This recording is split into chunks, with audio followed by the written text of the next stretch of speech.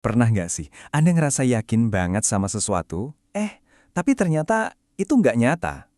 Kalau pernah, itu bukan berarti Anda lemah loh. Justru itu tandanya otak Anda berfungsi persis sebagaimana mestinya. Nah, kali ini kita akan kupas tuntas kekuatan sugesti, sebuah kekuatan tersembunyi yang diam-diam membentuk realitas kita setiap hari, seringkali tanpa kita sadari sama sekali. Kutipan ini, wah pas banget. Kenapa? Karena kita akan mulai pembahasan kita dari satu profesi yang ironisnya paling jujur dalam hal menipu, sulap. Jadi siap-siap ya, karena sebuah cerita dari atas panggung sulap akan nunjukin ke kita betapa tipisnya, betapa kaburnya batas antara ilusi dan kenyataan. Oke, bagian pertama, kebohongan jujur sang pesulap. Dan jangan kira ini cuma cerita trik sulap biasa. Bukan. Ini cerita tentang sebuah kebohongan yang dirancang dengan sangat sempurna justru untuk mengungkap sebuah kebenaran besar tentang cara kerja pikiran kita. Coba bayangin deh suasananya. Ada pesulap remaja lagi manggung, masih muda banget. Tiba-tiba, dari belakang, ada suara bapak-bapak yang nyala terus. Ganggu banget, kita panggil aja dia Pak Bling ya. Suasana di ruangan itu langsung tegang, penonton mulai nggak nyaman. Dan yang paling menarik, pesulap muda itu, ya, dia adalah penulis buku yang jadi sumber bahasan kita ini. Dan konfliknya makin panas. Si Pak Bling ini, yang kelihatannya udah marah banget, beneran lari ke depan dan naik ke panggung. Bayangin, penonton langsung hening, semua nahan napas, nunggu apa yang bakal terjadi. Ini situasi yang bisa jadi bencana total buat pertunjukan si pesulap. Nah, ini dia puncaknya. Di tengah ketegangan itu, si pesulap muda membisikkan sesuatu ke Pak Bling. Sesuatu yang mustahil dia tahu. Apa itu? Kata-kata terakhir yang diucapin ibu Pak Bling sebelum meninggal. Sontak, pria yang tadinya garang itu langsung hancur. Emosinya meledak dan dia nangis di depan semua orang. Tunggu. Gimana caranya? Kok bisa? Apa ini beneran kekuatan baca pikiran? Atau jangan-jangan ini keajaiban? Atau ada penjelasan lain di baliknya? Yuk, kita bedah. Jawabannya, ternyata semuanya cuma trik. Sebuah skenario yang rapi banget. Pak Bling itu bukan penonton biasa.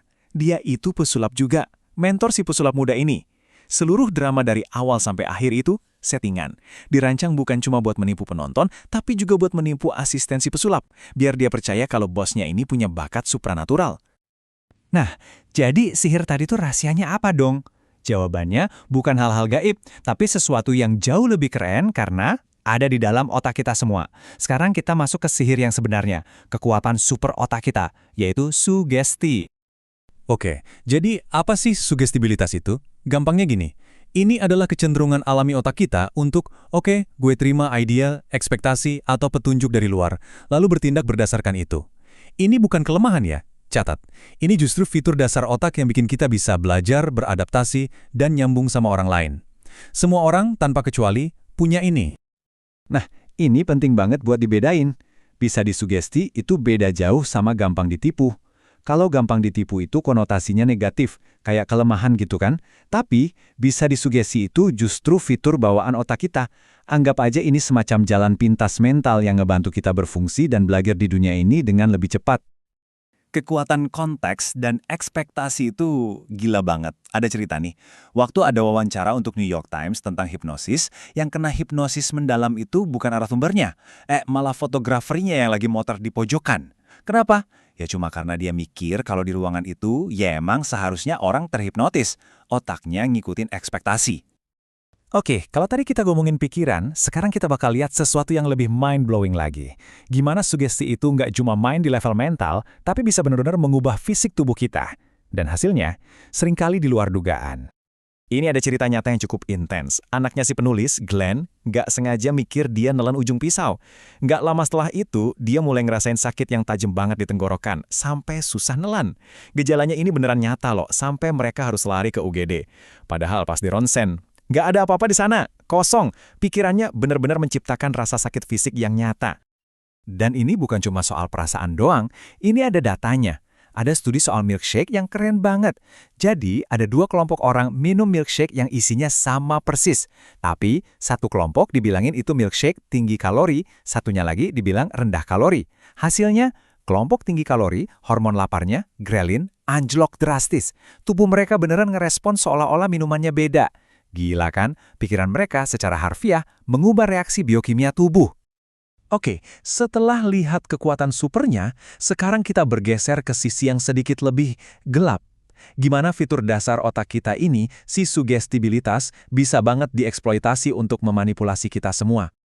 Ingatan, seperti kebebasan, adalah hal yang rapuh. Kata-kata dari psikolog kognitif Elizabeth Loftus ini dalam banget nih. Ini jadi pengingat fakta yang kadang bikin gak nyaman. Ingatan kita itu bukan rekaman video yang akurat. Ingatan itu bisa diubah, bisa diedit, dan yang paling serem bisa ditanam dari nol. Seberapa gampang sih nanam ingatan palsu? Ada sebuah studi di Irlandia yang nyoba nanam berita bohong soal skandal politik. Hasilnya, lebih dari sepertiga peserta ingat dengan detil skandal yang nggak pernah terjadi ini.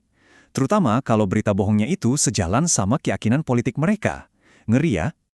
Nah, ini contohnya di dunia nyata, namanya push-pull. Jadi, ini teknik manipulatif, pura-puranya survei, padahal tujuannya buat mendorong pemilih buat benci seorang kandidat. Caranya dengan ngasih pertanyaan yang isinya sugesti negatif. Contoh klasiknya waktu kampanye John McCain tahun 2000 di South Carolina. Ada telepon-telepon survei yang nyebarin info palsu buat ngerusak reputasinya. Ini benar-benar sugesti yang dipakai sebagai senjata politik. Oke, sebagai penutup, mari kita lihat ke depan. Gimana pemahaman kita soal sugesti ini sekarang mulai merevolusi dunia kedokteran dan bahkan menantang cara kita memandang pengobatan kesehatan mental. Ada dua istilah penting di sini, signifikansi statistik dan signifikansi klinis. Ini bedanya.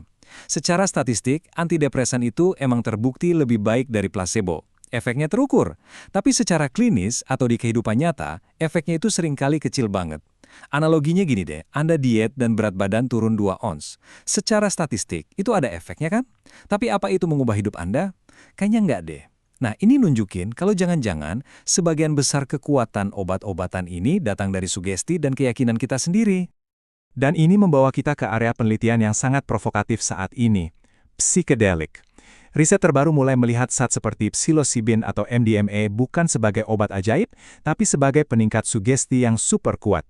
Tujuannya adalah membuat otak jadi lebih plastis atau fleksibel untuk sementara, sehingga dengan bimbingan terapis, pasien bisa lebih mudah membentuk ulang pola pikir atau keyakinan negatif yang selama ini menjerat mereka. Jadi, kita sampai di pertanyaan terakhir, dan ini pertanyaan buat Anda renungkan. Kalau ternyata realitas kita, pikiran kita, bahkan tubuh kita bisa banget dibentuk oleh sugesti, pertanyaannya jadi sederhana tapi juga dalam banget. Siapa yang pegang kendali sugesti dalam hidup Anda? Apakah itu diri Anda sendiri? Atau jangan-jangan ada kekuatan lain dari luar?